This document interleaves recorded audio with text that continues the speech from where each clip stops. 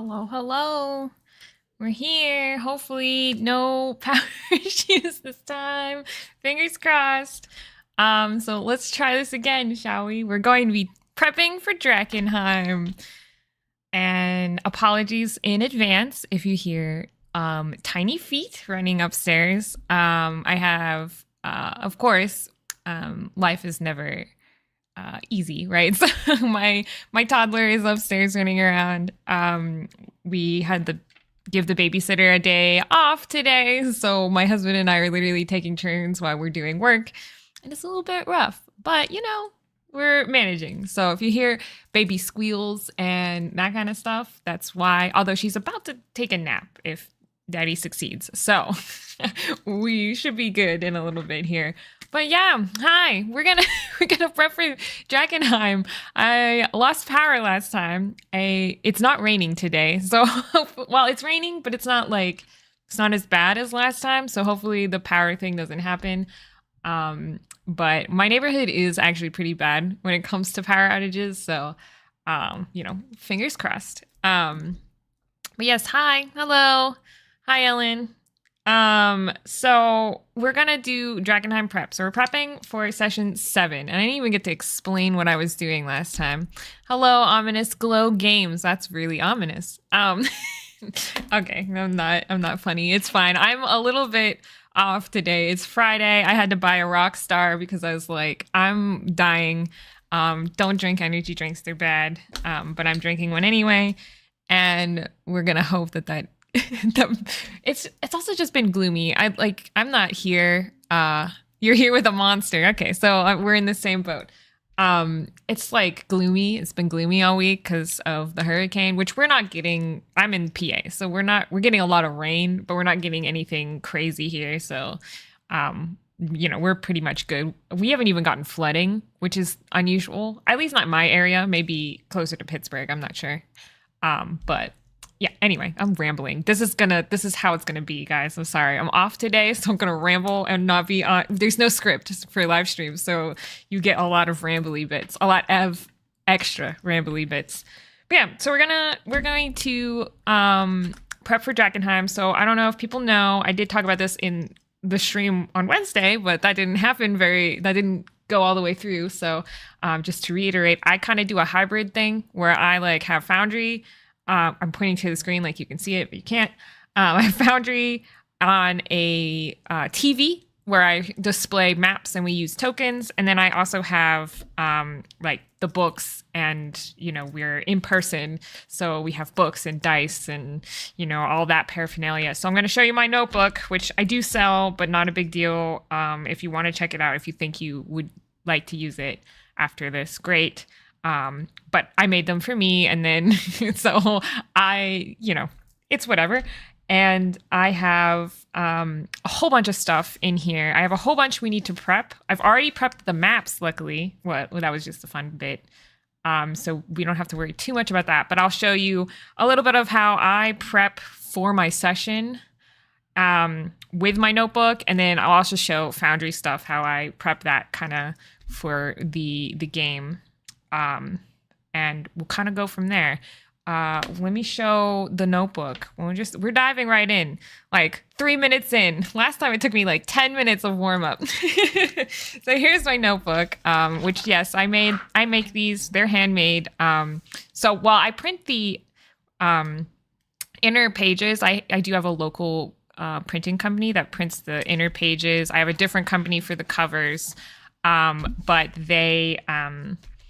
they do that, but they can't punch the holes. So me and my sister, we do all of that. But regardless, this one is a little messed up. He got beat up and stuff. So that's why I get the fancy cover. But it's messed up. So this is my notebook, and there's a lot of stuff I keep in here. This right here is, I don't think I even mentioned it last time, but this is all names. This is a name list. I normally take this out though, and put it on the side. But yeah. I don't put the world building stuff in here as much.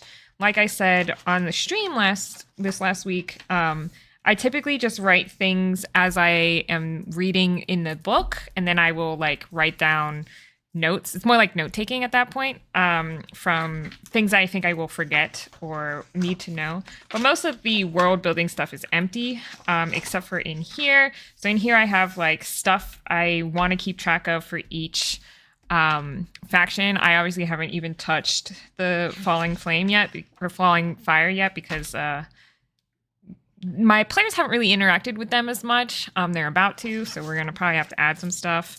I've got stuff up at the Silver Order, and then this is a little section where I've kept track of everybody's personal quests. So there's 5, so there's one on the back too. We're actually gonna have to add another one. I don't remember what he picked, and I probably will do that off camera because I need to make sure he's decided. But I will have to add another one in here. And then this is a sheet here that I have titled Loose Ends. So this is like, just so you know, the camera isn't focusing very well. Hey, let me try to fix it. Here we go. Okay, let me fix. Although it probably won't focus. It's auto-focusing. That's why. Don't autofocus. Is this better or worse? We'll see. Let me know if that's better. For some reason, no matter how many times I said it, I have to reset it. Thank you for letting me know. But yeah, so this is like the different personal quests that my characters are doing. And then this is like a loose ends just sheet where I'm trying to keep track of, like, I'm very bad at keeping track of these things, but things that they've done that could influence other things, like when they were in the Rat's Nest Tavern. By the way, there's going to be spoilers for Drakkenheim if you're not aware. But in the Rat's Nest Tavern, they left the Warlock Rat alive. And so maybe that'll come back into play. I haven't decided yet, but that's one of the things in here that I'm just trying to keep a running list of. So if I need ideas, I have a list and be like, oh yeah, this happened, and I can get back into it. This is like a timeline, but I don't really use it right now. But then here's all of my actual session notes, and you can tell like they get crazy fast. So this was like session 1, and typically what I do, you should add the mimic curse, maybe. Maybe. But this is where I keep the notes for the session most of the time, like my prep, anything that I feel like I really need to know for this session. Session 1, I was really nervous, so like I wrote a lot. And then everything on this little box on the right-hand side is pretty much what I use to take notes throughout the session. It keeps trying to focus on my hands. Don't talk with my hands is what you're saying. Okay. I'm not touching it anymore. So it's the side on the right is what I use for like in-game, jot it down really fast, that kind of stuff. Same with this side as well. And then this I also use in between sessions. So usually I write a session summary down here and then look at all the encounters we had this time, what I didn't use. So I tend to roll on roll tables first. And like the encounters and stuff ahead of time, so I don't have to do that at the table, which we will probably have to do today. But yeah, so this is just like a lot of crap. Sometimes I'm good at writing notes, sometimes I'm bad. But we're on session 7, so I don't know if anybody's seen these notebooks before or not, but they come apart. So and you can pop it back in wherever you want. So typically, I don't need it in there right now, but I typically take the stuff I need out as I go. But we're going to talk about the session summary, which I think is important to know because last session, and because I think that one's coming out on Monday, but last session, a lot of crazy stuff happened where they were in the Chapel of St. Brenna, and they went into the crypts and they found the skeletons. And I don't know how many people have watched Drakkenheim or know or doing Drakkenheim themselves, but in the crypts there were these 6 slabs with skeletons laying on each one, and they had the like vestments of the sacred flame. They had the sacred flame amulets. They had various tools, and they had these silk wraps over their eyes with 2 gems on them. And one of them had a sword, one of them had a helm, and one of them had a shield, but only the sword really mattered. Because one, the sword is magical, but also it's like glowing a little bit. And knowing, I knew this would happen, and that's because the person who did it and who I was targeting, because it was a great sword, and the barbarian can use a great sword. And so I was like, if anybody's going to want this weapon, is going to be the barbarian. And the barbarian is my mom. So I just knew all I had to do was be like, ooh, look at this shiny. And she would go for shiny. So it was really easy. Yes, someone says, I see that English-speaking countries have these kinds of notebooks and binders to prepare for tabletop RPGs.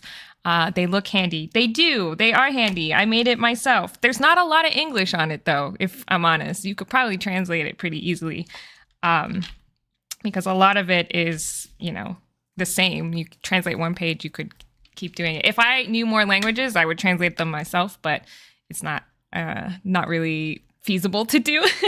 But anyway, so barbarian goes after the sword, of course. And when you touch anything with the skeletons, the candles, that was the other thing. There's candles around each slab that have been lit for this entire time. 15 years of Drakkenheim's demise still lit. So you touch the skeleton, which he did, trying to get the sword, and all the candles snuff out, and then the haze that is in Drakkenheim reanimates all dead bodies. So it reanimates the skeleton and attacks. Is there going to be a lot of Drakkenheim spoilers? If so, maybe I shouldn't listen. There might be. I don't know. There's a little bit with the maybe come back in 10 minutes when I'm done telling about session 6. Because the prepping for session 7 is going to be there's a little bit, but there's a lot of homebrew going to happen there because things get crazy. But yeah, so in the chapel, they touch the skeleton. Skeleton pops up, tries to kill her. Harmon, our rogue, just immediately knocks him out. And stuff kind of kept going from there. And then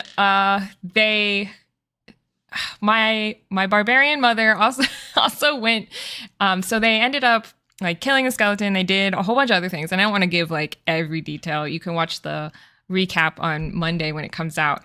But they ended up. So she's got this sword, and they go into. They're trying to figure out how to open the door, which leads to where the scepter is, and they decide, okay, we have to go back upstairs. So they go back upstairs and they find this room of mephits. Is that what you call them?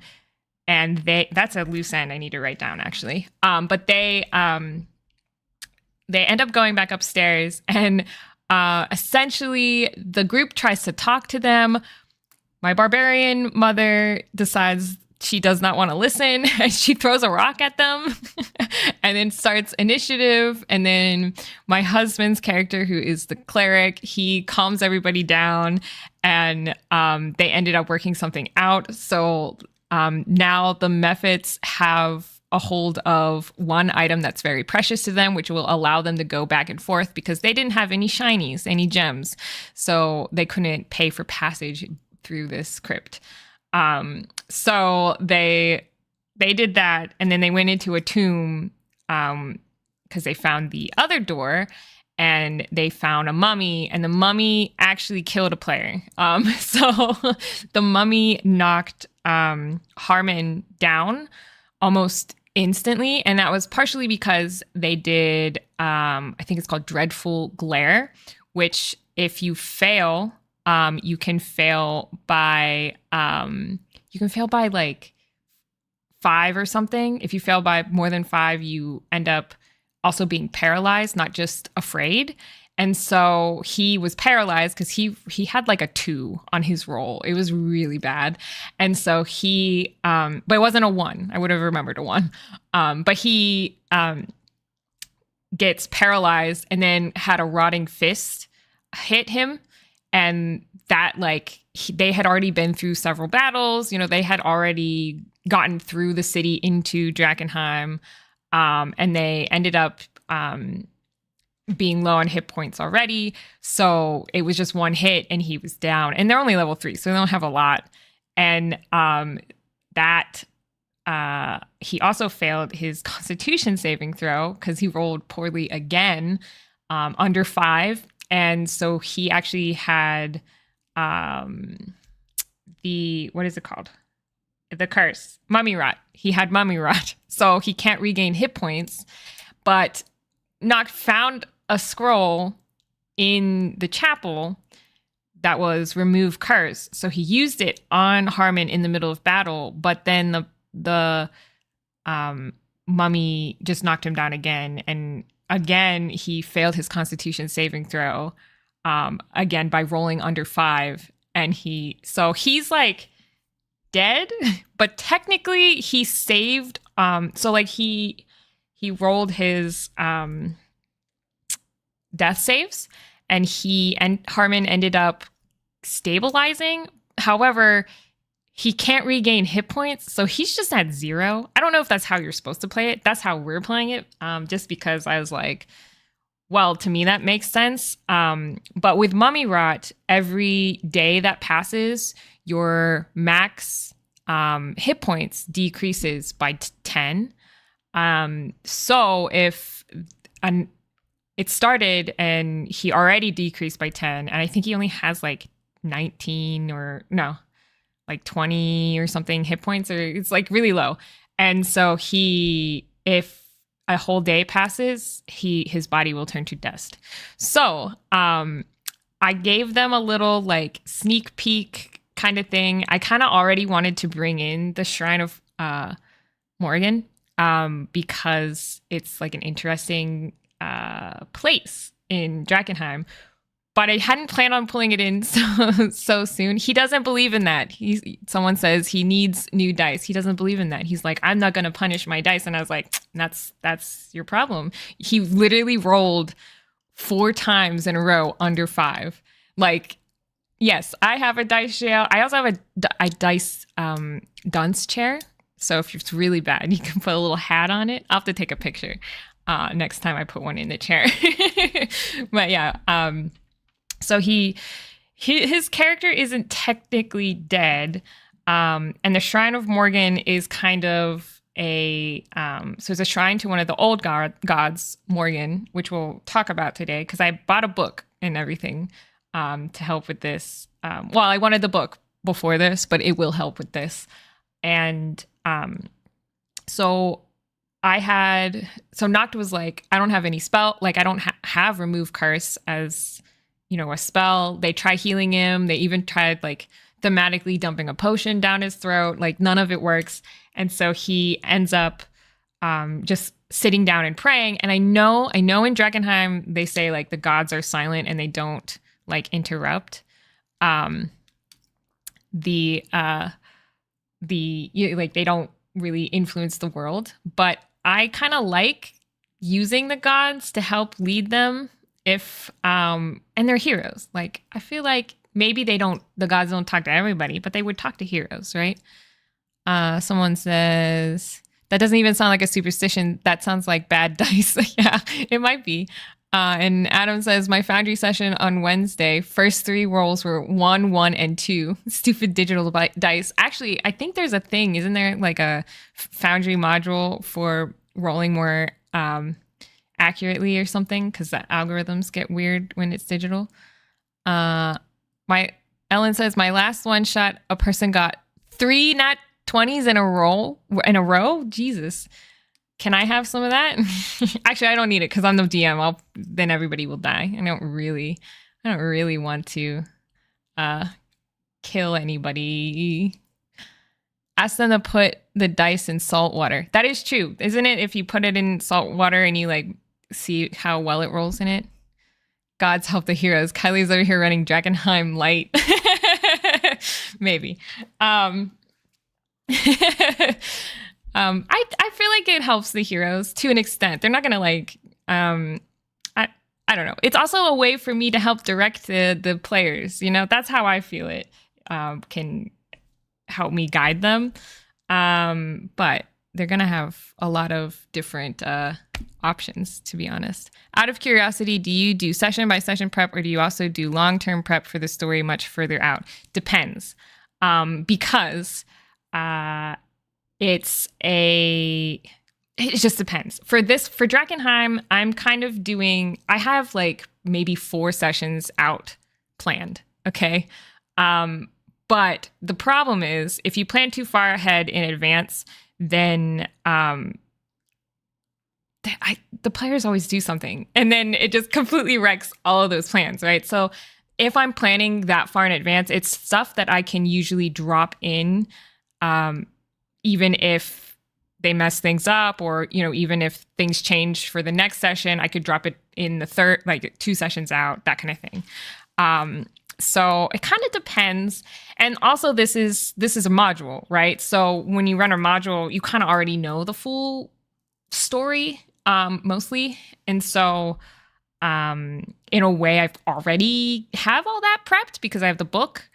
When I was doing my, my own world, I had a bad guy who, she was cool, but she had plans, and that was like just loose plans, right? It was like, these are the things that she's going to do to try to meet her goals. And so yes, it is a module. You're good.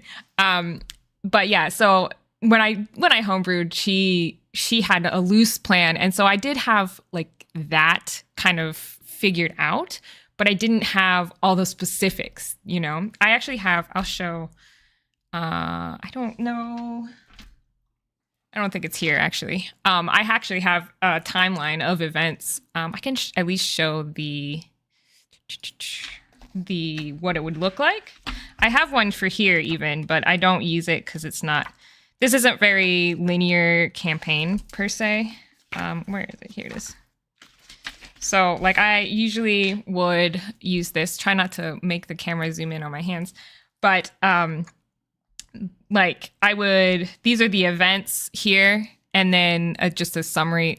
For this one, I'm actually doing session summaries, or like summaries of what they've done instead, because the timeline's already made out. But I would put, you know, what happens, what triggers that event, and like kind of go down from there.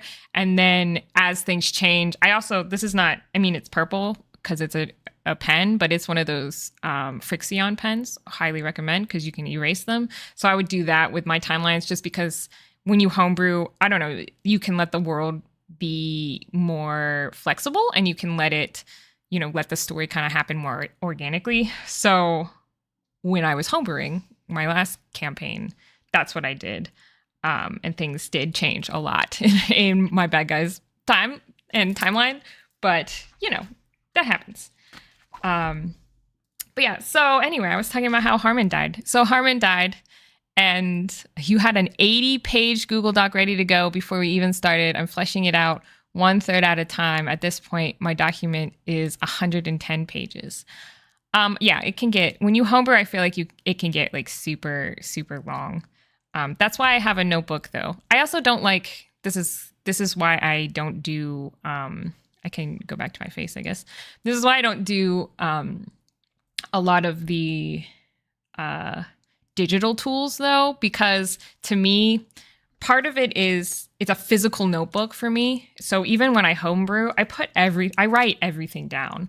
I might take stuff out as I go, which I'll show you guys when I get into today's session prep stuff. If we get there, I'll put it into into Foundry for that session, or put things that I don't want to forget that I reference a lot into Foundry.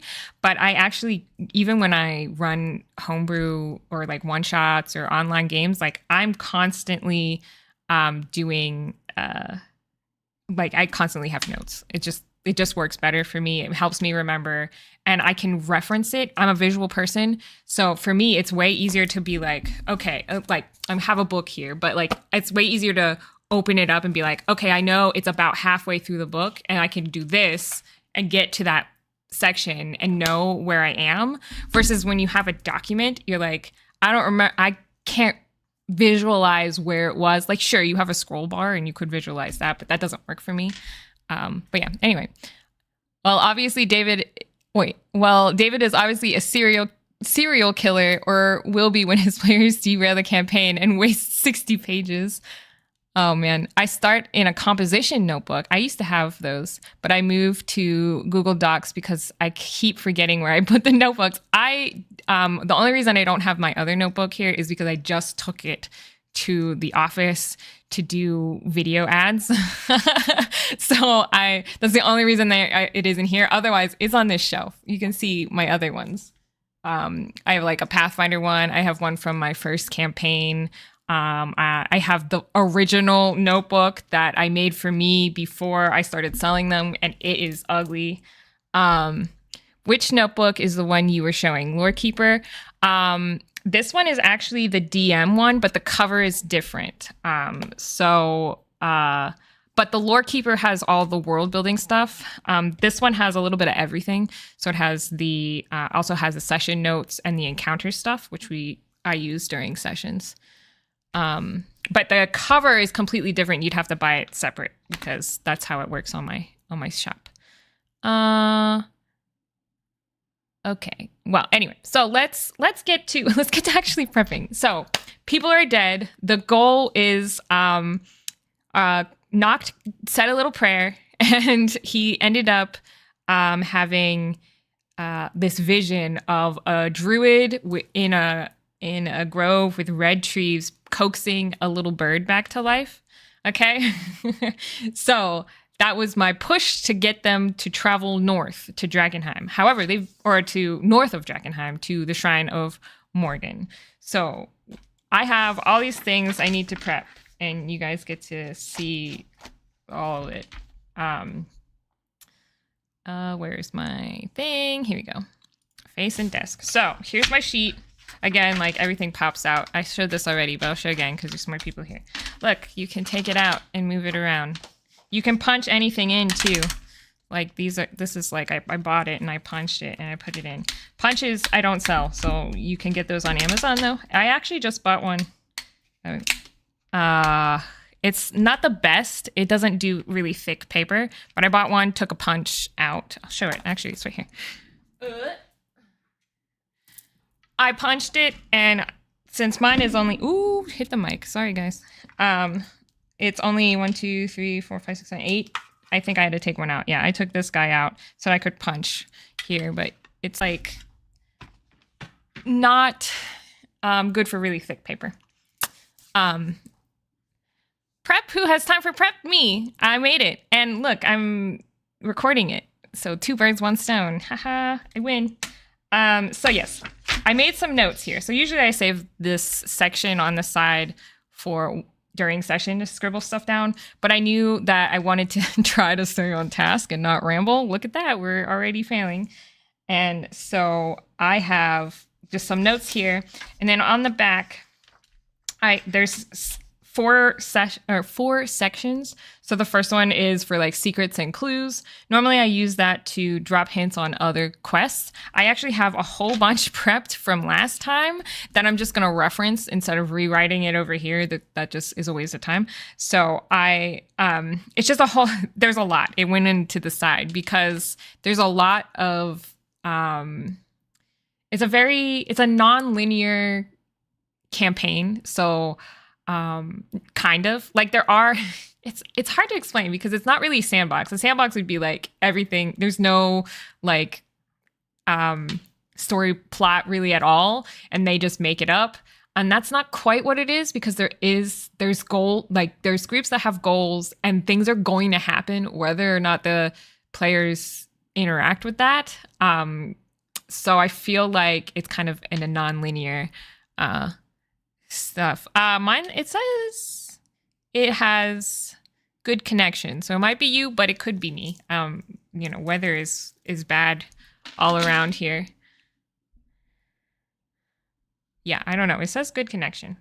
I can't do it. So, but anyway, yeah. So I have some secrets that we could drop about other quests and stuff. But oh, I know what it is. OBS like just did a thing.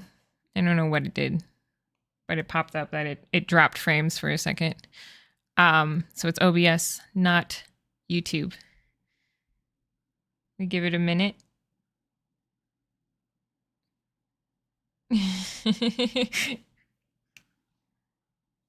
Okay, so maybe it's okay now. We'll see. But yeah, we have secrets and clues. So that's stuff I'm just going to reference from last time I prepped. And then I wrote down here some important NPCs. So one of the things they did here one of the things I want to happen in this next session is I want them to encounter the followers of the Falling Flame. I do think that people won't like it. But like I don't think they're going to want to work with the Falling Flame people, but I want them to encounter a strike team. So I wrote that down here. And then under encounters, there's a strike team, there's a mimic, there's Ghost Weaver, that's the druid, at the Shrine of Morgan. And then I need to prep some nighttime encounters in the city, possibly. So that's what we're going to do today. To prep for this, I'm going to use, so this is it's going to be really messy. So apologies, because it's a well-used page. So another thing in this notebook is I typically have dry erase pages here. I actually take this part out. This is the player dashboard side where you can track initiative and you can track player stats. And I actually put this on I just made a new DM screen and I put discs on it. So I'm going to I tack it onto my screen so I can see their HP and all of that kind of stuff up there. I actually have to update Nox because it's missing. And then we're going to have a new character. He's going to be a goblin. And he's also going to use stuff from the other book that I just bought, which is this one. Let me show face only. So I just bought Sebastian Crow's Guide to Drakkenheim, and it has I think it's Apothecary, and he's going to play the Apothecary. But he's going to be a goblin, and he's going to be in the town.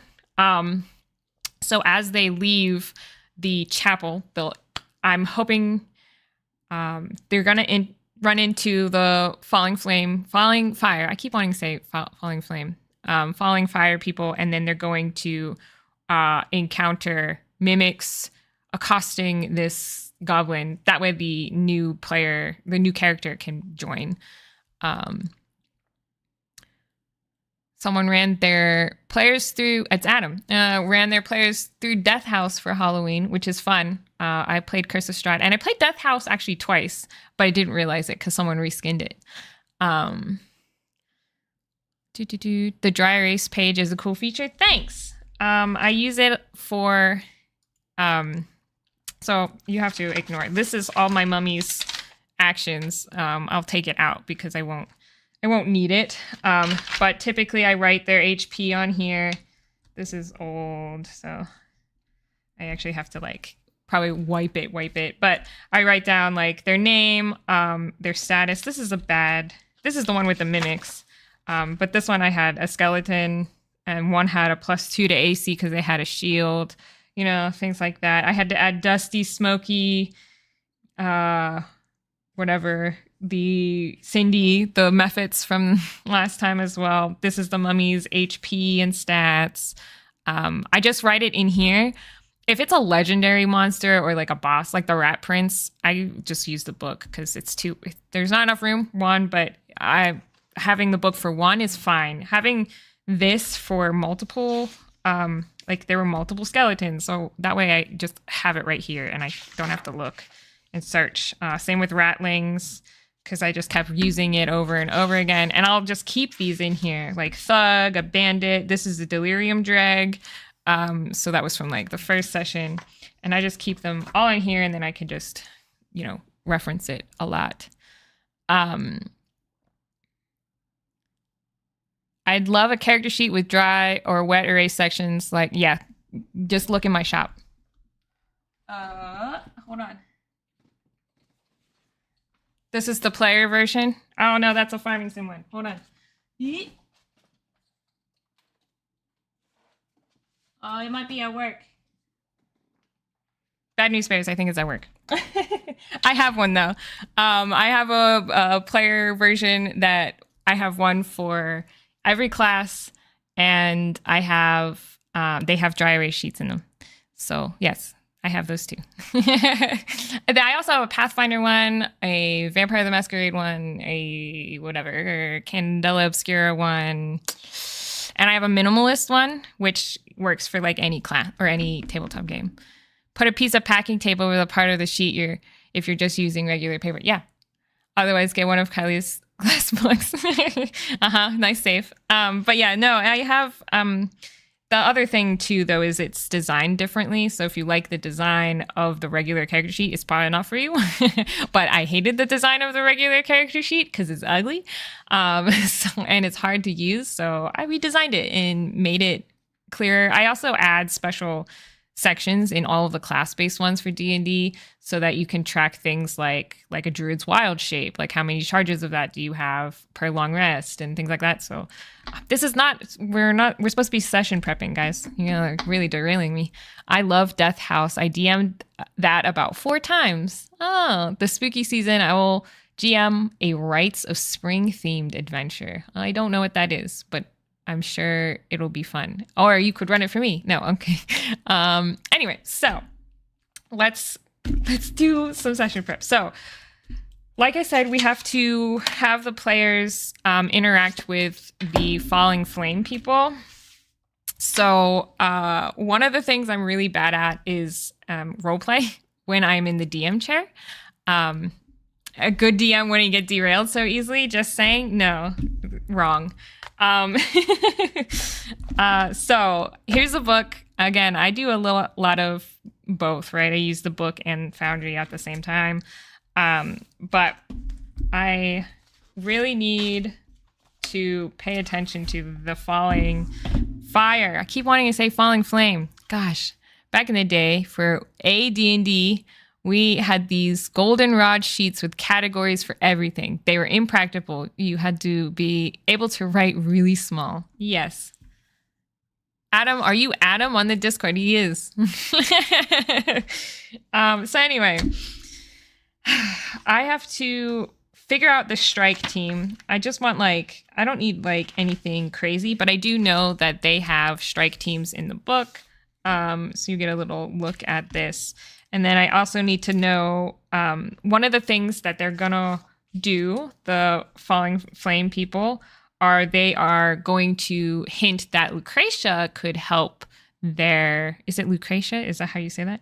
Are you also Adam in real life? No, his real name is Mike. No, just kidding.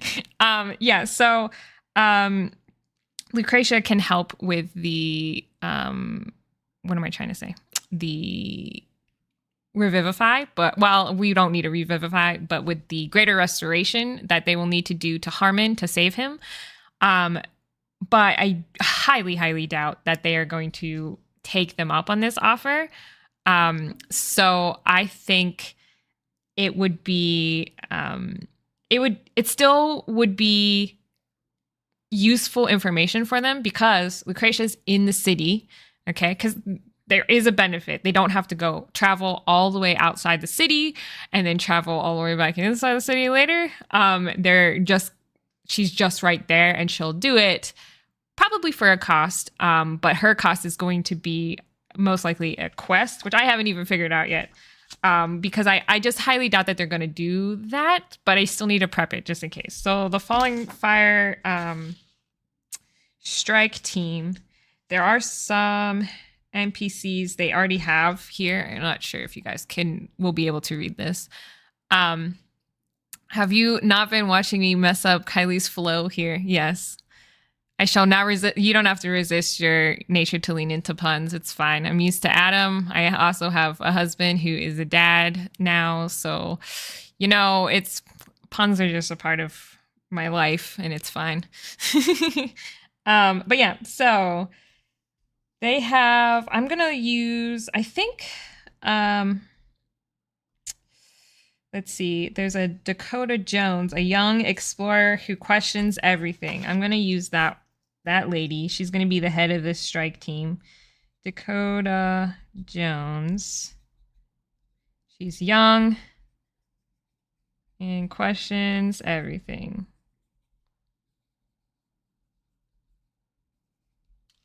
She's also, she will probably have been distracted. But yeah, so there's that.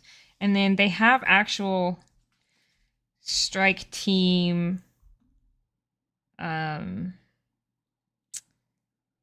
So here's the strike teams. They lack military training and possess few resources. What they do have, however, is great faith and determination. So in battle, the followers of the falling fire surge forward in a mob to engage in combat. They aren't going to just fight them immediately. They're going to talk to them, but I still want to have these. So commoners led by a priest, or so this one is, she was just an explorer. I'm going to say, let's go with, ooh, geez. We're going to go with the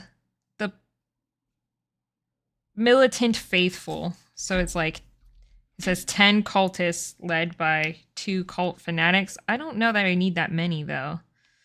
Because I don't really want them to fight anyway. So I'm going to, it says you could roll 3d6. Well, let's do it. 1, 2, 4, 5. So 9. It's still close to their 10, though. Let's cut it in half. So let's do 4 cultists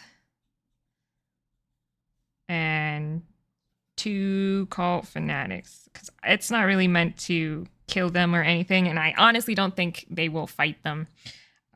But, you know, I thought they wouldn't fight the Mephits, and they did. So, how long has this campaign been running? Do you have a projected finale, or is this an indefinite thing? This has been running since, what, March, maybe? February? I'm not sure. This is only session 7, because we play bi-weekly, but then we took a break in July because I had a lot of conventions I was going to. It is a pre-written module with a planned ending, but it is, oh yeah, Adam's already explaining everything to you. Look at that. And they question things. What do they have to question? They question everything. Oh, you mean Dakota questions things? Yeah, I don't know. This is a falling fire thing, so maybe she's questioning everything about the sacred flame. That would be what I would say. That's a good question. Thank you, because that'll help me with role playing. What conventions? That's a question for another time. But mostly stuff in the PA area. Questioning about the skeletons in the crypt. She could be, but most likely they are going to be they're going to be outside as the group is leaving, and they're going to be hauling Harmon's body out. So since they'll be outside, I think she'll be maybe looking either at the crematory garden, at the statue, maybe questioning who it was or something like that. We could do that. You know, that kind of thing. They're going to have to persuade them that either not to go into the into the crypt, or that they didn't find anything there or whatever. Because if they don't do well on that and they just leave, technically the scepter's still inside because they didn't actually grab the scepter. So the followers could in fact gain this item, which would somehow power up, I think, the followers, but I haven't figured that out yet. So they're gonna have to do some sort of check there. But this is my group, so I'll probably put cultists into my notebook just to have it there, because we'll probably run into cultists again because it is what they are. What if she were to find the sword for the barbarian? Maybe had some historical importance. Technically, the barbarian has it on her belt, so I doubt the barbarian would give it up. Oh, just mention a Paige. Oh, Paige is in Philly soon. Oh, Paige or Pax? I know she hit up Otakon, and it's TechoCon. Or they don't call it TechoCon anymore. They call it Techo. Paige, what's Paige? I don't know what Paige is. Philly's on the other side of the state for me, though, so that's a 4-hour drive at least. I was gonna try to get into PAX Unplugged, which is also in Philly, but it didn't happen. I am considering going to Gen Con next year with my business, and that's like a 6-hour drive, and it'll be a pain, but you know, we'll see. Okay. All right. So a Philly area game expo. Oh, okay. I haven't heard of that one. Scepter could act as a key for something else. Releases a boon for the cult leaders so they could have that reflect their stat block with a new special feature. I was thinking that, like a special feature for cultists for the group. But technically, the scepter is one of like 6 or 7 different items that are from the Saint Vitruvio. And so they need to gather all of them for them. I think it's like if you have multiple of them, they power each other up. Something like that. Let me see. It's in the book. We'll never know. I guess this is like extra stuff. I won't do this on camera because that would be real boring for you guys. I will have to read about the chapel that all of the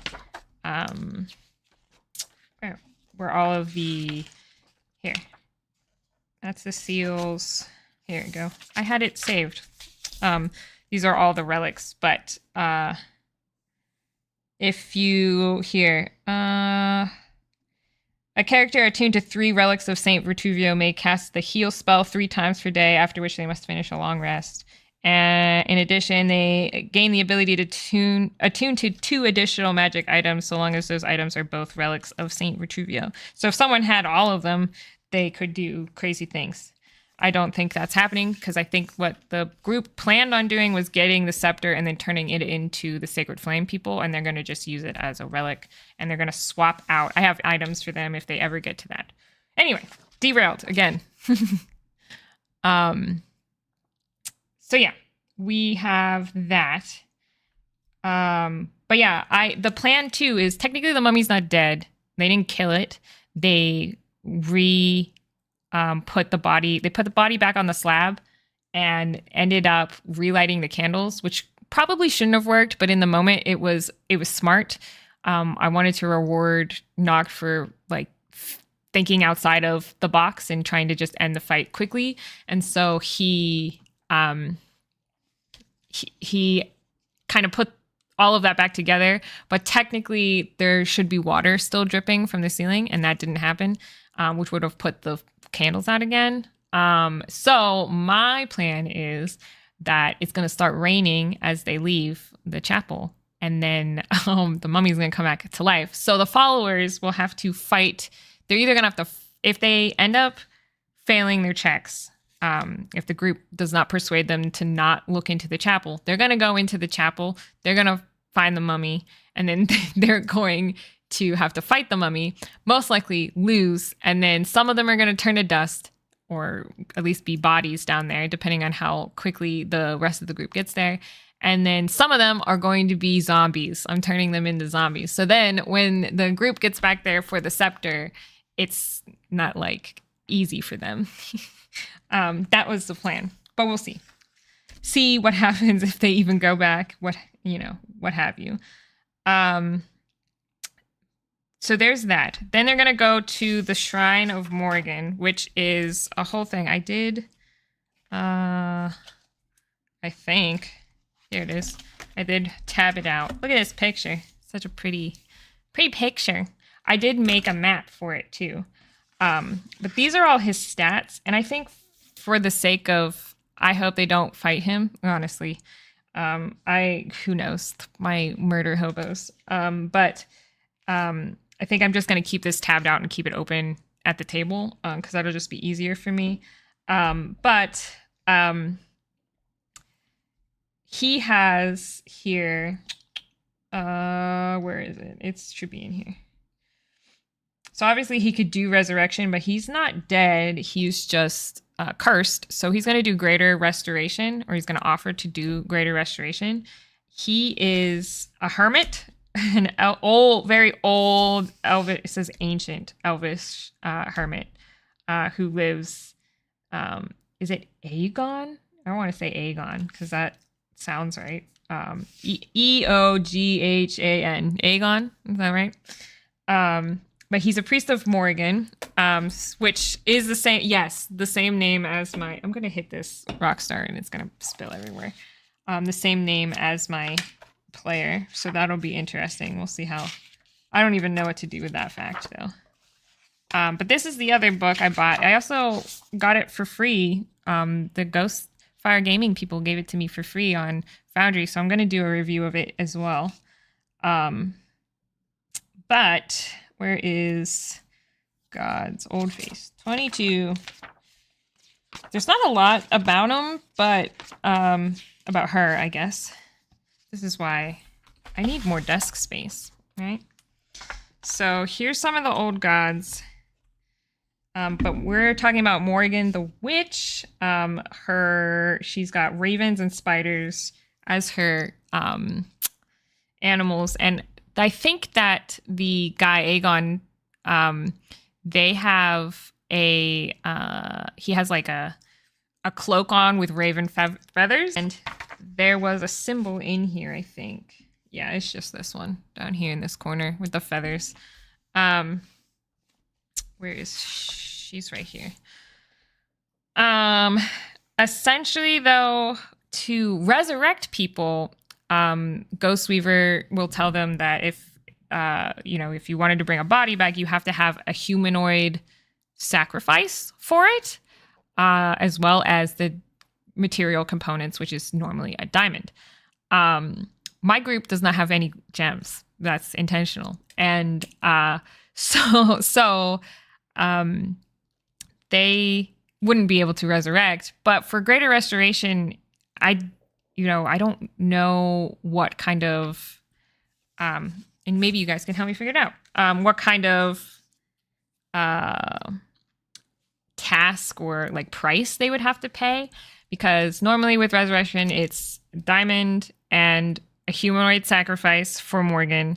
And they also would need, they have to do something nice for him. Something, in the book, it said something that a grandfather would like. So that part is easy. I think since they don't have gems, they would have to go find delirium, which would be the easiest option. And of course, if they do something with the delirium, that will make Harmon grow a tentacle or something. I haven't decided that either. We'll figure that out. But any ideas what kind of price a witch deity, the crone goddess, would require for like greater restoration to get rid of a curse that is essentially going to let him come back to life, because he's stable. I guess a curse would be, because she pulls the strands of fate and measures the length of each mortal life. So maybe it's ending too soon. So maybe she wouldn't have something like that. But if she requires a human sacrifice to bring a body back, what would she require to remove a curse? Those, let me think. Oh, so, here, this could work. When someone is fearful they have reached the end of their life, or that fate is playing a cruel hand for them, they often cut their palms and spill their blood into a boiling pot filled with raven feathers. So we could do that, and just make it seem scary, I guess. Shrine, I need details. The ritual, maybe it requires the blood of someone close to them. So close to Harmon would be our barbarian friend. Morgan. Requires 8 blood in boiling pot with raven feathers. There we go. Figured it out. So there we go. I also need to figure out so if once they get to, on their way to going to the shrine, we didn't figure out the mimics, but I have the mimic stats. I'm going to have like 2 pieces of furniture. You have an answer. Go ahead, Ellen. I think that I already have the mimic stats in here. I'm going to put in them into the city map. One of the city maps I made before requires the blood of a non-murder hobo. Uh-oh. Oh, yeah. Well, I don't think they could find one of those. At least not in their group. Okay, so the mimic curse. No mimic curse. So then we'll have I already have the stats for that though.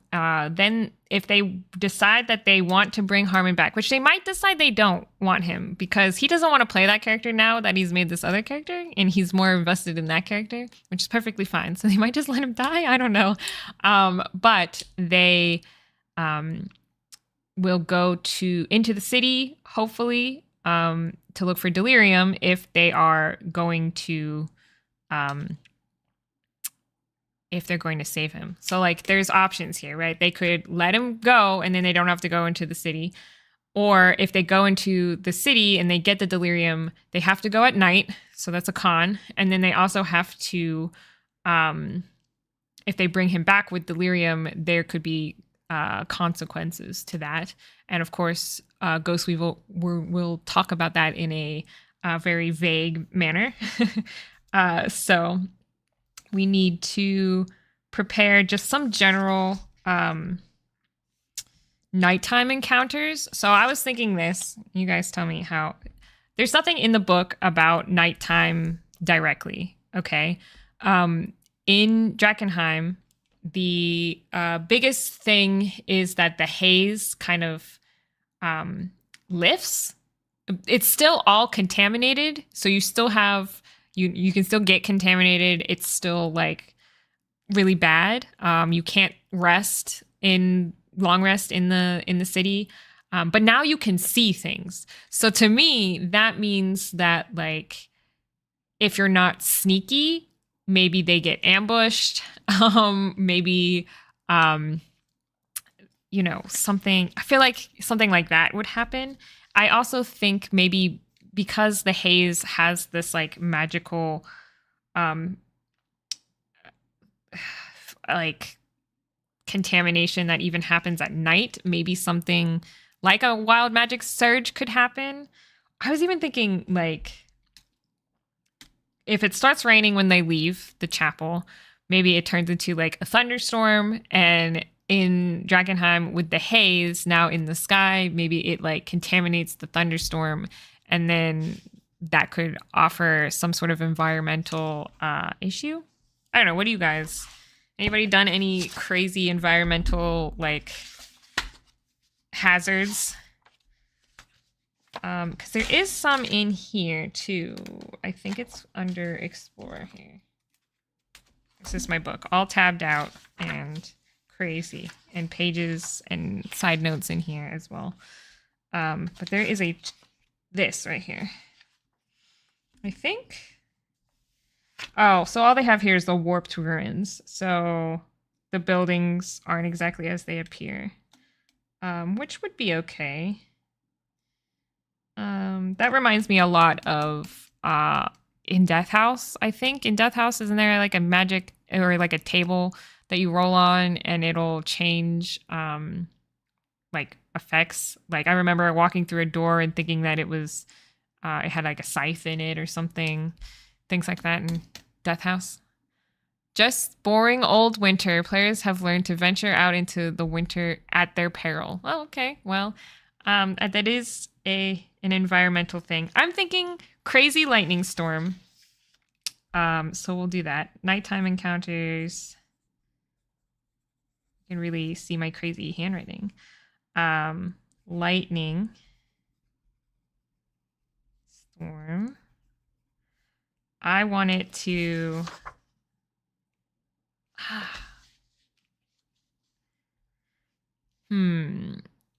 We could... So if they're outside, obviously if they're going through buildings, it wouldn't be as big of a deal. I modified so much stuff on Death House, I can't remember how this stuff worked initially. Okay, fair enough. Let's think. What kind of lightning storm thing could happen? Maybe...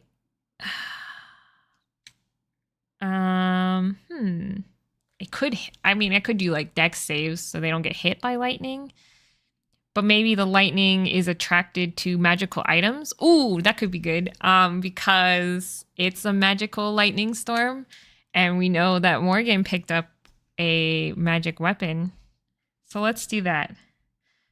Attracted... I'm just making stuff up on the fly. Attracted to magic items. I have to note who has what, though. I know Morgan has the +1 staff. Or +1 great sword. I don't know. I don't know if anybody else has anything super magical though. But we're gonna try. We're gonna try that, and we'll see how it goes. What should the dex save be? Shouldn't be too hard. Disadvantage for someone who has magic weapon. I think that would work. For a person with a magic weapon.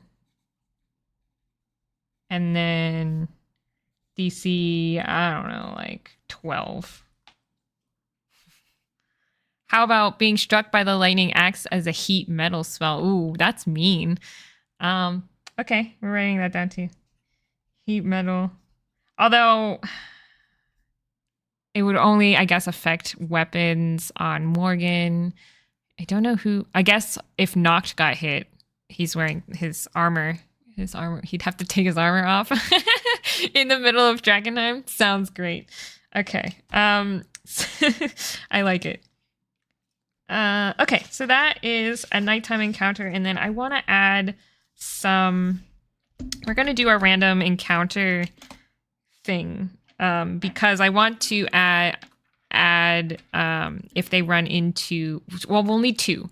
One, if they run into something on the way, and then one if at the site where the crystal will be, delirium. Maybe lightning strike could reanimate a corpse or 3. Hey, that's good for this. Okay, so maybe because it's a lightning storm, I like that idea. That's great. Lightning reanimates corpses. What kind of corpses? We can make them like haze whites or delirium dregs. Let's look at the back. When in doubt, throw in contamination as an effect. That is true. It is haze. It is haze related. That's why the lightning storm's being weird. So a level of contamination too. This is a bad storm. Don't get hit. Animating reanimates corpses, so it could do that around wherever they find the delirium, because if they're going into the city, they're going in for delirium. So at least if they're doing it at night. Where are the monsters? Okay, past them. Here's rat. Okay. Ooh, a contaminated elemental is going to be too hard though. Challenge rating 5. I'm gonna have to probably you probably want the haze whites. Is a haze white is more sentient than their haze husk minions, but still has been stripped of their former life. Many were former adventurers, military officers, or mighty warriors who died in the haze. So see, that would work. Many still believe themselves to be great heroes, rallying the common folk. But in their madness, they see all humanoids as monsters. I think that would work. So maybe they, around the delirium, they see a group of adventurers or group.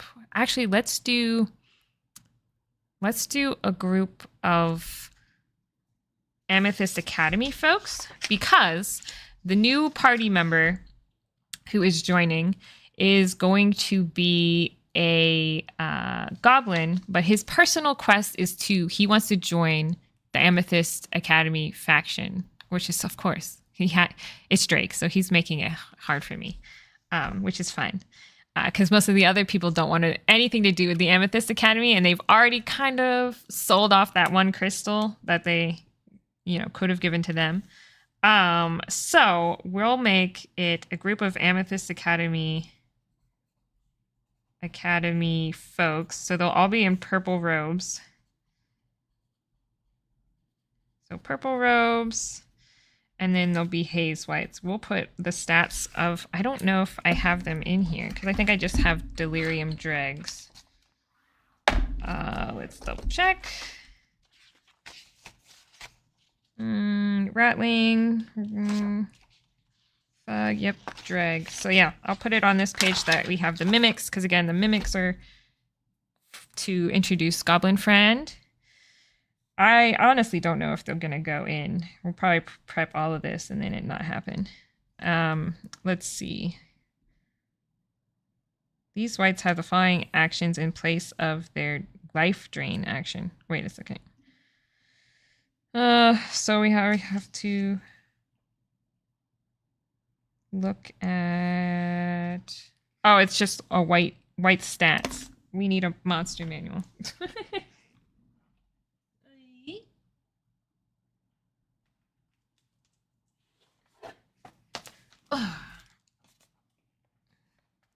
Yes, I could just have all these books out at the table, or I could also open the stats in. Oh, I could actually open them up there, and then it would be all in one place, and you guys could see it. And here we go. Face and screen. So this is Drakkenheim. I don't typically use all the monster stuff in here. There you go. So now you can see the stats as well. Probably better. But I'm going to actually put them in here. I don't use this except for maps, and occasionally if they do something crazy and I have to look up stats or something, I can do that really easily in here. But AC... Oh, this is the new version. I am using, don't freak out, but I am using the version 4 D&D because I don't have modules on this, and I figured it wouldn't matter. 30 walk speed, +2, +2, +3, 0, +1, +2, HP, 45. We are going to have to balance the encounter too. We don't want it to be too hard. I think the haze whites can raise a dead body. It could save them a trip to the druid. Let me see, because it says create a haze husk. The white targets a humanoid within 10 feet of it that has been dead for no longer than a minute. Yeah, so no longer than a minute and died violently. Oh, good. It raises as a haze husk in an unoccupied space within 5 feet. The haze husk is under the white's control. The white can have no more than 12 haze husks under its control at one time. That would be crazy. I would say, yeah. Well, I wouldn't be able to use it with the, I think it's this action here. So you guys can see it, but they wouldn't be able to do that with Harmon, since he did die violently. He got smacked a bunch, but it was a while ago. And technically he's stable. He's not dead. So, But yeah, so at plus initiative is +2 hit. He's a +4 to hit. He has no DC, but I'm gonna say, so he has a longbow. So if it's a haze white, how many? What is his CR? His CR is 3, looks like. Is that what this is? Yeah, 3. Immune to stuff. Magical weapons. Okay. The languages it knew in life. That's okay. I think it will. We'll have to do. So I don't know what other people do. I don't know if all of these are on Kobold Fight Club or not. So let's go check, shall we? To Kobold plus Clum. So I typically use this to balance encounters, but I don't know that they have Drakkenheim stuff in here. So we might, but I guess we could use a white. What level are they? 3. I don't need these. So yeah, just SRD stuff. Unless you can buy them. Let's look. Official supplements. New. The contaminated touch, I think, is the most dangerous part of them. Yeah, it does seem pretty dangerous. What is a white's? Yeah, what they still have the same CR level. But okay, it's not on here. That is okay. Yeah, I would think it'd be under here, and it's not. You can import new, but I don't have time for that. So we're gonna do a white. We'll just do. Should we do 2 of them? Let's do 2 of them, and then they also have haze husks. Haze husk is based off of what? A zombie, I think, right? Yes, a zombie.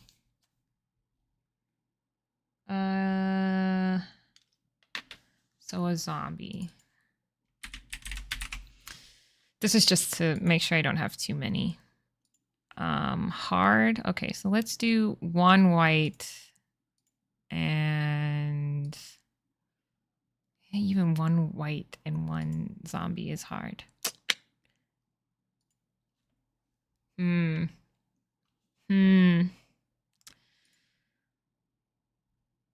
But they are also, maybe there'll be bodies around, and if they let him touch any of the bodies, then it can get worse. And that will be its goal, is to touch one of the zombie bodies around it and then create more haze husks. Yeah, I think that's a good way of doing it. So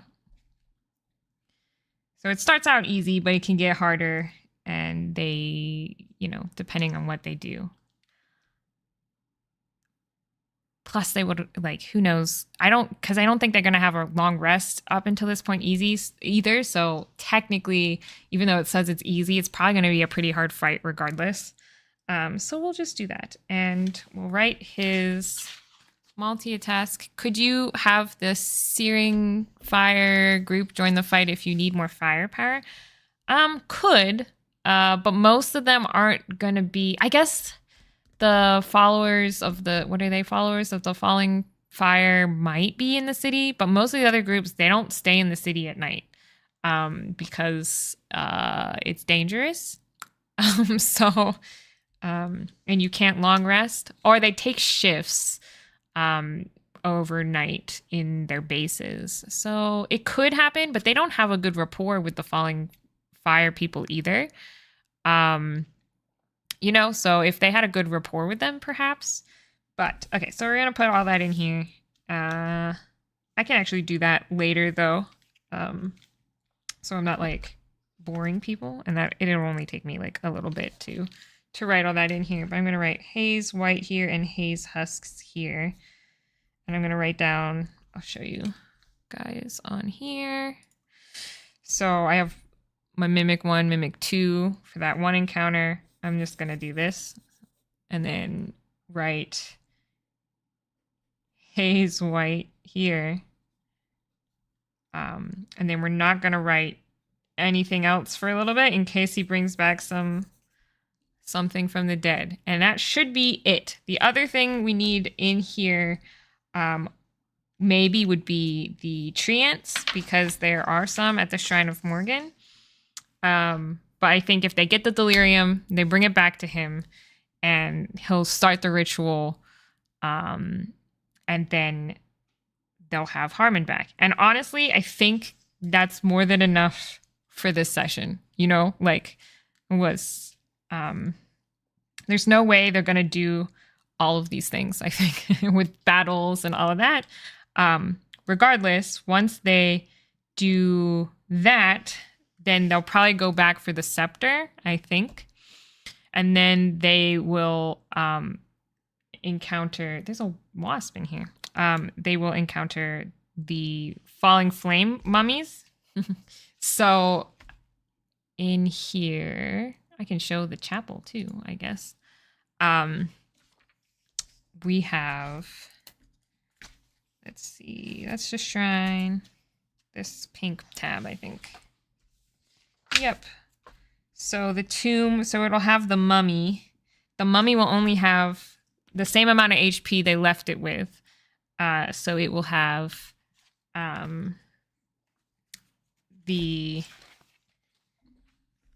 I guess if they go back to the chapel, they'd have a mummy, which I have all the stats for, with, I think it's 18 hit points. So I'll write that here.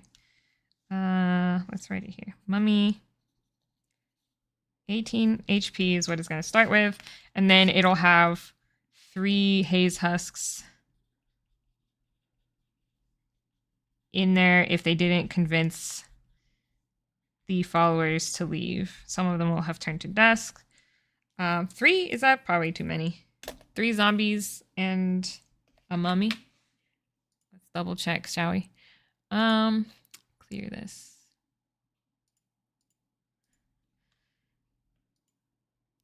Three zombies. What did I say? 3 zombies and a mummy. Might be hard. Yeah, it'll be hard. But the mummy's almost dead. So should be okay.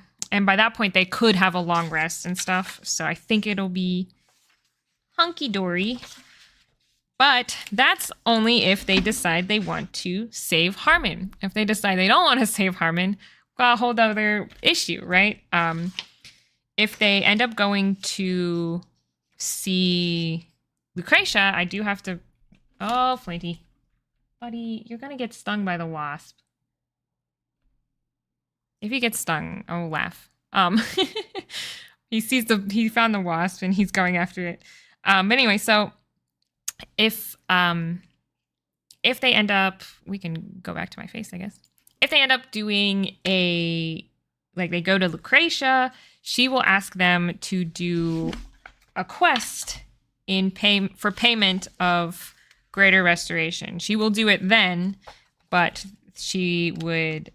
there's a cost, right? There's got to be a cost.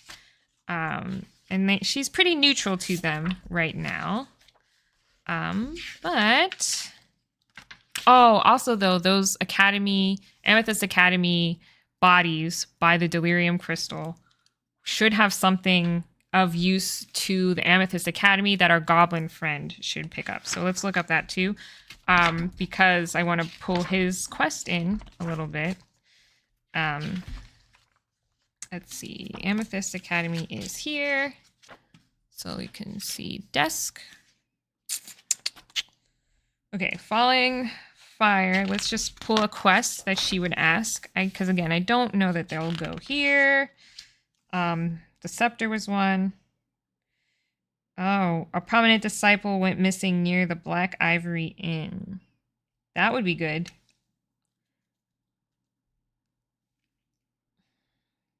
Or Dwarven defilers. So I could mention either of these, and that would help. But I think the Lost Disciple would be good. That would be like a task she could give.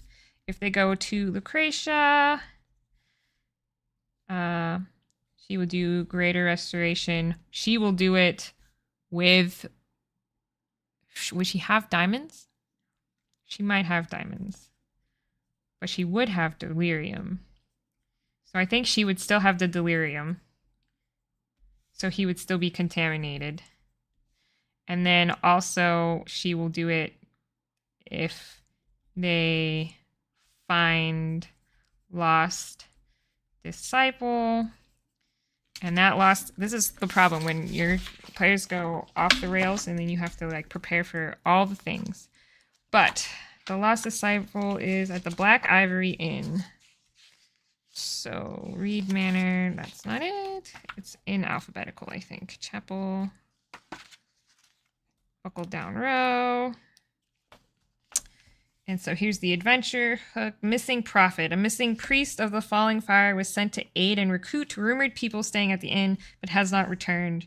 So party is asked to investigate this disappearance and bring the priest back to his people. So there we go. Missing. Went to recruit. We'll be back. All right. Bam. We got a lot of stuff done already. And now, so we have that if they go to Lucretia. Amethyst Academy, they need something for my goblin friend. Maybe to find, or I guess, or an indication of maybe their mission or something. Because Haze Whites can talk. So they could talk about it. Let's see.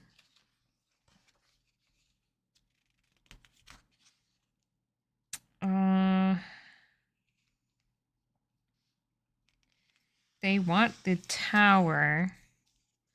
Crystal sample.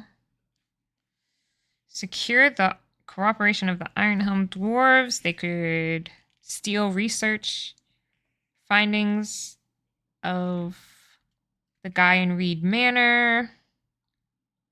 They could recover a lily. That would be too hard for them. These are getting harder and harder. I think we will just, because this, from the Rat's Nest Tavern. Okay, so they already messed up that because this one's crystal sample, recover a delirium crystal from the Rat's Nest Tavern. They already sold that. The other thing is an exclusive contract, so they could secure the cooperation of Ironhelm dwarves at the Scar, which would be okay. I think I will use the stolen homework one. And maybe I'll have like a letter or something, or the guy will be like, actually, he could just be collecting crystals, right?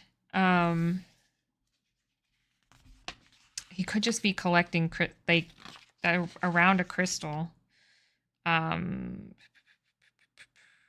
Let's do that. So he was a guy. We'll have him be... the white was... Let's say his name was... Let's see, we have... A good name? Anybody have a good name? We need my name list, is what it is.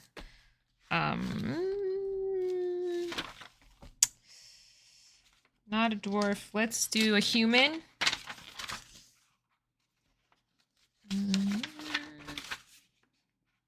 Here we go. Male. Anton. Let's do that. Cross it off. I don't think I have last names on here. Oh no, here they are. Anton Pashar. Why not? So Anton Pashar, and he was trying to bring back crystals. So I'll make sure I talk about that as he's yelling. We can, you know, because he's delusional. now that he's a haze white, and he will be trying to kill anything that moves. So there's that. So we've got, if they go straight to the shrine, we've got that figured out. We've got nighttime figured out in the city. We've got the purple, we got the delirium crystal encounter figured out. I do have a map for that. I also have a map, I can show you guys. I have a map for so I had to make a map for the shrine, because what if they end up fighting? So here it is. It's not fully set up. I did add lights to it, so if it's nighttime, I will turn it off and turn this on. Oop. And then it'll, you know, kind of glow a little bit. But I do have some minor things I could edit real fast too, while we're in here. This is literally how I prep, guys. I do like bounce from task to task. It's bad. It's not ADHD really, but could be, I guess, considered an ADHD tendency. So we're gonna configure this. The thing I have to do for one, I always change the background color to black because it just looks better for me and my eyes. But the other thing is the grid needs to be white, because the way that we have it, oops, did I actually hit save? I did. It's not changing. What happened? There we go. It is changing. It's just hard to see. Okay. I have to have it white because with the TV, it's too hard to see without it being white. So grids are white. And there we go. Now it's ready. But this is where they will bring back Harmon. I did make it a little bit bigger. So really, I think these are each like 2 feet instead of a 5-foot square, but it's whatever. It'll be fine. So there's that. The city streets one, we need to add a crystal to. Actually, we need 2 city streets. We could just use half of this though. So I think here, we'll focus on this part for Goblin and Mimics. So we'll have the 2 Mimic furniture pieces in here. It thinks these are doors. Those are windows. That's not good. Where am I? Wall controls. Oops, let's select them all. I guess it doesn't matter because it's not like they can open them without me clicking them.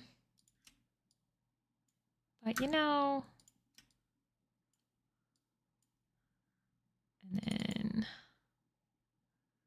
door state, not a door. And it needs to be site and none. Sound is normal. There we go. Fixed. But yeah, so I'll have this section here for the Mimic encounter. And then later, I think we'll go over here and use this. So I need to put some gems on the map, I guess. I could use, let's see, tile controls. I don't know that I have any in here though. Let's find, yeah, I don't have any tiles. I need to add tiles in here for Drakkenheim. That would be smart. Let's go to core data and we'll go to icons and see if there's maybe under tools like crystals or something. Instruments, nope. Laboratory, new. I kind of just want the consumables. No, that's gonna be food. There we go. Maybe gems. There we go. I wish it had, oh, hi Flinty. I wish I had like some, I guess I could change it, but I wish it was a PNG instead, but that's okay. We'll just do this. We'll put a couple around actually in this area.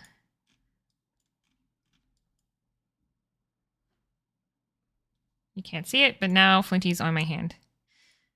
He's right here. Hi, buddy. All right, so we've got that figured out. We've got the crystals figured out. And if they end up not doing any of that and they decide to abandon Harmon for dead, they will go back into the chapel probably and grab the scepter. If not, I guess, if they don't grab the scepter, they might go back to Amberwood. If they go back to Amberwood, all those clues I had, I'll show again. So all the clues from last session are all pretty much just things from quest hints that I've had added in. So, Ansem and Petra will offer 2 quests. So they'll talk about the stuff with the dwarves wanting their weapons, and then they'll also talk about potion supply issues. Hannah will also talk to Noct about going into the sewers and getting contaminated water for her research. Mel, if Harmon is with the party, will ask them about investigating a smuggler's tunnel. So like I have all of these like prepped for them to kind of run into if they go back to town or if they make it to, I can show. I also have quest rewards. So Noct, don't look at these. Noct will be able to pick 2 of these items.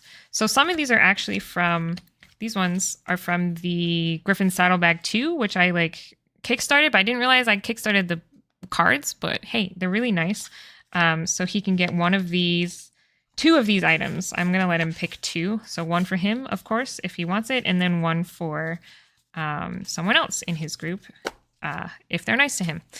And that's the quest reward for returning the scepter to the Sacred Flame folks. And I'm pretty sure we're all done with prep work, surprisingly. All I have left to do is really just write those stats in here. And, everything else could be... Oh, I guess, and figure out the contamination thing would be the only other thing. Because Harmon, if he comes back, he will be contaminated. And that is in the back here.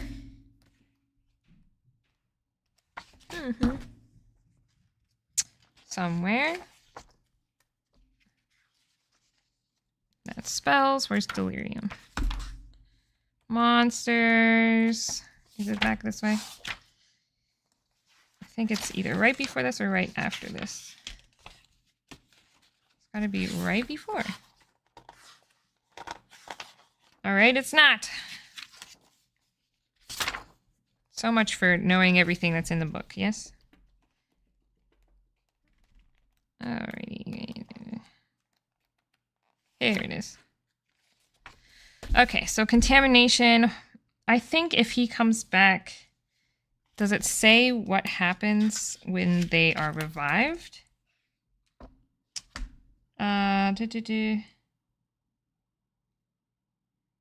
Okay, so if they're revived, any creature revived using delirium as a material component gains 1 randomly determined form of Drakkenheim Magnus, Appendix C.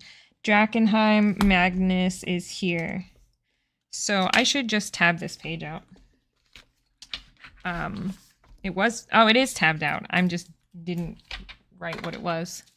So we will write what it is. Delirium. Okay, so very bad.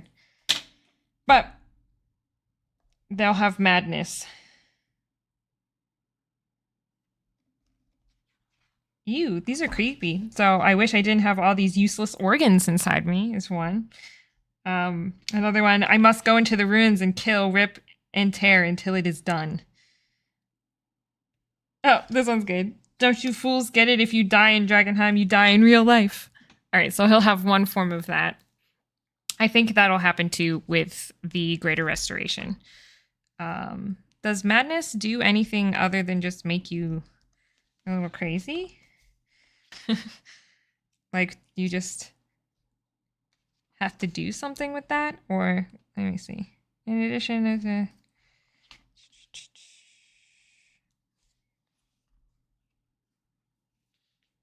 Maybe it wears... Does Madness wear off? What are the typical... I never used Madness before, I guess. What are the typical things that happen with Madness? Anybody know off the top of their head?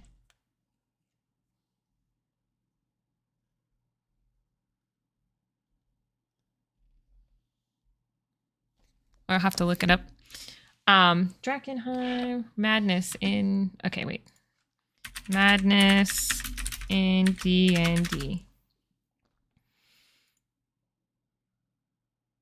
Madness can be short-term or long-term or indefinite. I would say it's probably going to be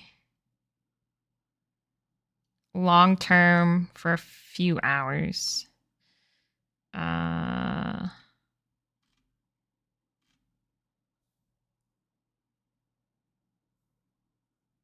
Yeah, it doesn't give them any, like, issues. Like, they don't have they don't have to roll anything. So maybe I make it up.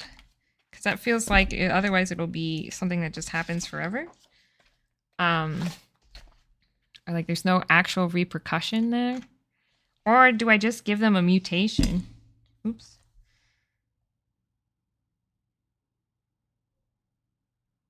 No, because a mutation's more... like... A mutation's more... long-term.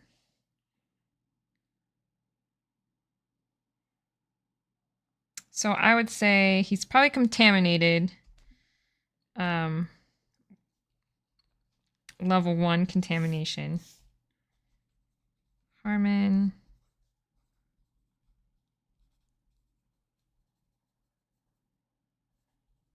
And then he has madness. And then the madness is 1d10 times 10 hours. And if he has long-term madness, I think he just...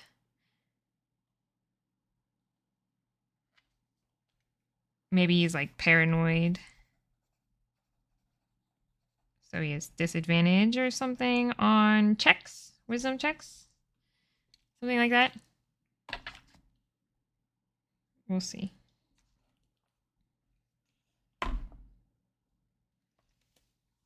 Madness only informs roleplay and people should care about it, but it depends on the player. Pure gamists won't care. Yeah, that's what I'm thinking. Like, it just feels like, although if it's Harmon and if he actually plays into the roleplay a little bit, so I think just giving him that madness will probably be okay, but I wrote down some things depending on what he rolls. I'm going to let him roll, see how long it affects him as well as which kind of madness he gets. And then, you know, I wrote down a couple things like, you know, if he ends up like paranoid, then he would disadvantage on, you know, ability checks with wisdom or something, or charisma maybe even. There's other ones too, I guess, on here. Like this one says the character experiences vivid hallucinations and has disadvantage on ability checks. So like I could do that. I think if depending on what he rolls and how he plays into it, maybe he'll have disadvantage. And I think it would depend too on what they encounter. Like if they just go to bed immediately, which they probably will do, they want a long rest, then they might decide you know, it might cut into those hours anyway. But maybe he has like very bad dreams, so he doesn't get a very restful sleep. You know, I can make it work. I think though that's pretty much it. It only really took me an hour and a half to prep everything, which is pretty cool. I did already have maps though, so like that was part of it. I already had my maps all made up, and I prepped so much last time that like if they end up not doing any of this, I still have all of that prepped too. But yeah, I don't know. That's all I really do is I just write notes and go with the flow. The other thing I will do off screen is I will pick music for the shrine, because there's no music for that. I expected more ramblings. There were more ramblings in the beginning. Now I'm getting tired, so there's less ramblings. But yeah, that's really all I typically do is just write it all down and hope for the best. Hope they go on that path, and then have backup plans for my backup plans when they don't. But yeah. So I hope this was maybe insightful. I don't know. It could. I also write down the stats. That's the other thing I'm going to do off camera is just write down the stats of my monsters in here so that I don't have to flip. I don't like flipping. Oh, I didn't roll for a random encounter though. If they end up hitting something, we should do that. This is the other thing that happens. I'll be like, oh, I'm done. And then I'll be like, I didn't prep this thing. If they run into a random encounter, let's see, show the screen. So if they run into one, it's going to be in the outer city. So we need a D100. I'd only have one D10. Oh, here you go. Okay. Alrighty. 64. 64 is Shambling Husks. I think we did that one, though. Stumble and shuffle around. Yeah, we're not doing that one. I'm gonna roll again, because we did that one already. 27. Phase webs. What's a phase web? Phase webs. Strange webs cover this section of the ruins and fill nearby buildings, some even spanning the streets themselves. 2 or 1d4 phase spiders resting in the dark corners who come to investigate any disturbance of their webs. Let's do it. So I'll also put those stats in here, which I think I'll need a new sheet for. Phase spiders. Is that an SRD one? I feel like it is. So we'll have to look it up. Phase spiders.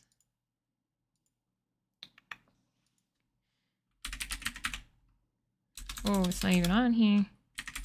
It's gotta be SRD then. All right, no worries. And phase webs. The webs are especially thick in regions of the inner city. We're in the outer city though. And there'll be extra spiders there, which there's not. The webs probably are probably pretty sticky, so they'll hold them in place. But all right, so there we go. That's if they. I typically roll these before, so I know what I'm dealing with, because I've done it.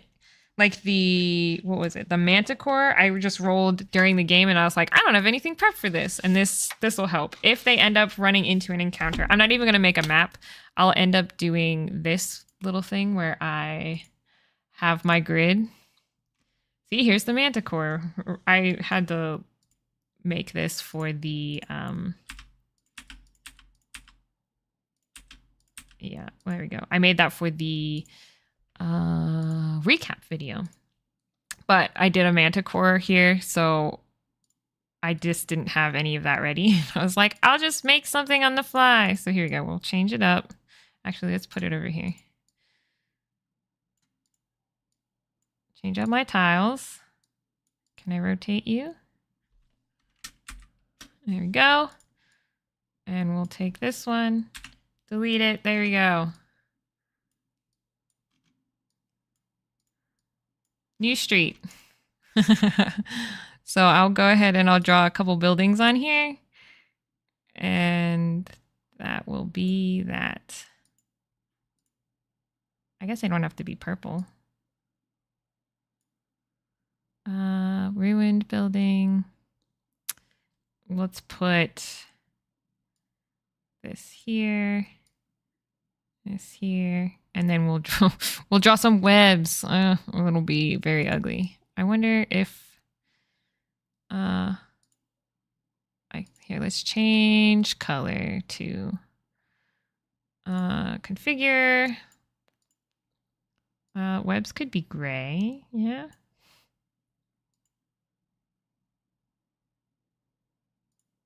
Okay, and I just want to draw like this.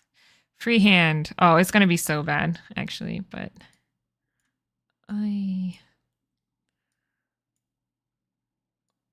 oh God, it's because I don't have. There we go, some webs.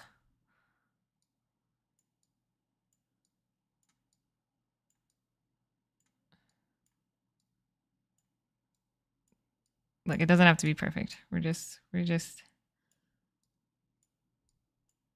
We probably need to change the color of them, though. You can't see it as well on here. Maybe I'll make them green, something crazy. There you go. We should put labels on these too. So this is building. No roof. But still has walls. This one is a building with ruined walls. I'll know what that means when I explain it. Let's change all of these.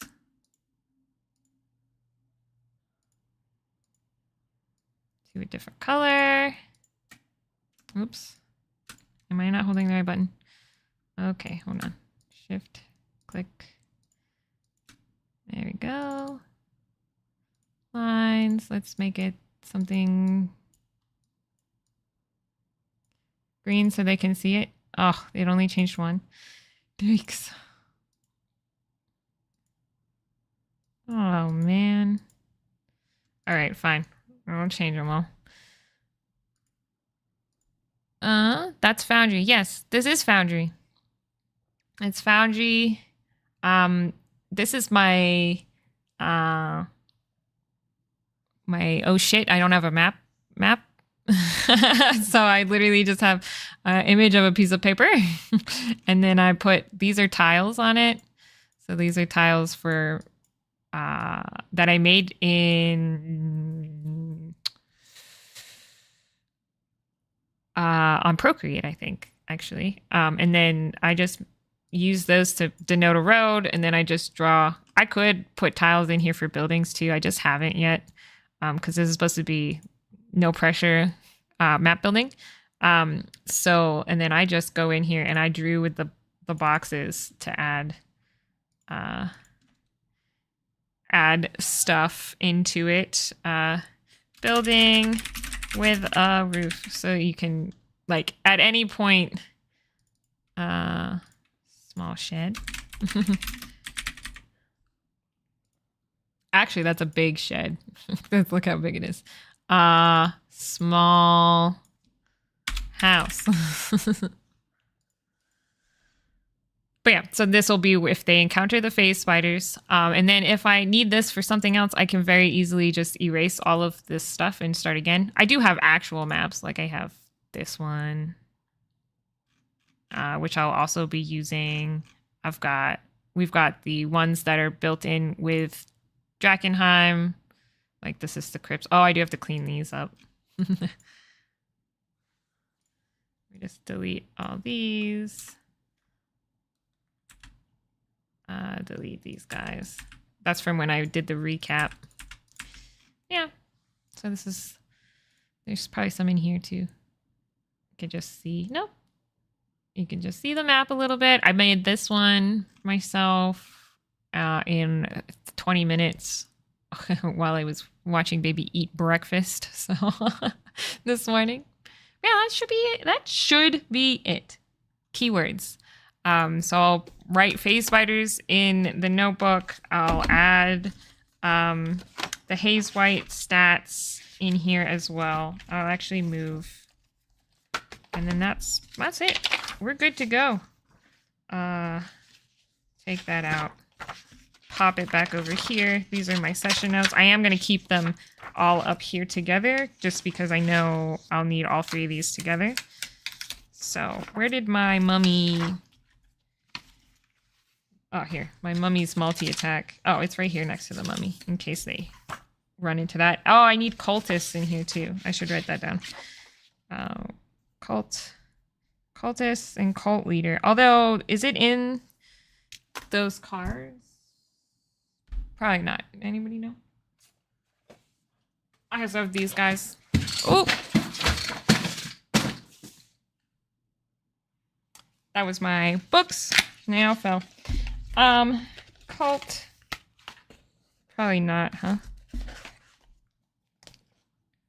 Jackal. These are all animals. These are also all upside down, so it's very hard to read upside down. Dinosaurs, dragons, guard drakes, yeah. I think most of these are like animals. Bats, hawks, ooh, dire wolves, giant eagle. Yeah, these are all. Here we go. Spy, archer, acolyte, no cultists. Oh, one cultist and a cult fanatic. There we go. So I don't need to write everything. There you go. We're ready.